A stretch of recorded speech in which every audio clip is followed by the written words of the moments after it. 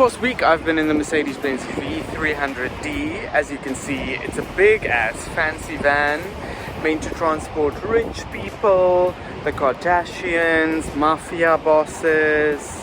And I have to say, as far as vans go, it's pretty good looking. This is the top of the range model for the 300D. So you have AMG styling, you have a sporty looking bumper. I do like this grille. You see it in quite a few Mercedes models. You get these nice 19-inch rims.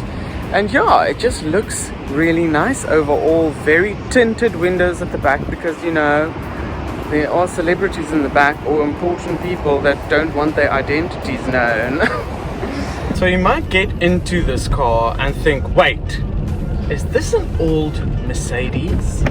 But it isn't. It just, the interior has the old styling of Mercedes, so you can especially see it on the steering wheel. Doesn't look anything like the new ones do these days. The infotainment screen also mounted in the old way, but it is updated with the new software, so it supports Apple CarPlay and Android Auto, and it has the Mercedes-Benz user experience, or books. The only thing about the interior though is the quality.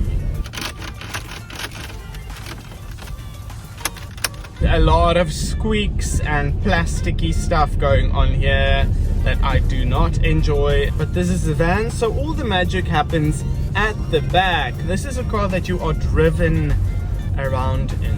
You probably, if you buy this, you won't be driving it yourself. Your driver will be driving you around between the private jet, the helicopter, the office, back to the helicopter, back to the private jet, another place. You have 5 seats there. The first front row faces backwards. You can flip them around as well. In the little middle armrest for the first front 2 seats, a little table pops out, so you can put your laptop on there, eat your lunch. Both doors at the back are obviously automatic, that you can control from the key fob. The buttons in front by the driver, and the doors also have buttons at the back. You might think, this van is so big, how will I ever park it?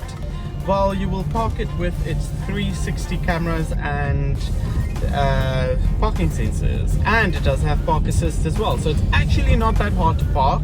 I'm not gonna wallow on the details of this car. I mean, does it really matter how much power it has? But this is a pretty powerful bus. Okay, the top speed is claimed at 220 kilometers per hour. I don't know why you would want to go so fast in a bus, but you can apparently. In this one, the engine is mated to a 9-speed automatic gearbox, which you almost never ever notice, and you have paddles by the steering wheel if you want to shift up or down. What I was surprised about is the fuel efficiency. I got it down to 8.8 liters, which is, I think, quite good for a flippin' huge bus like this.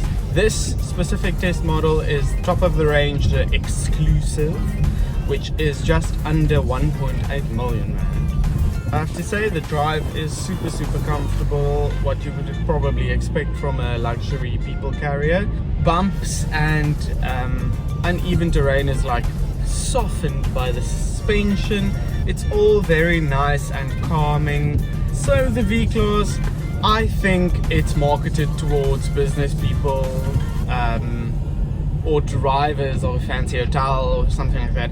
I don't really see a family in this, because then you have kids back there in the dark, and it gets poopy and vomity, and you're never gonna get the vomit and the poop and the mud off this plush roof lining. Okay, it's just never gonna be the same.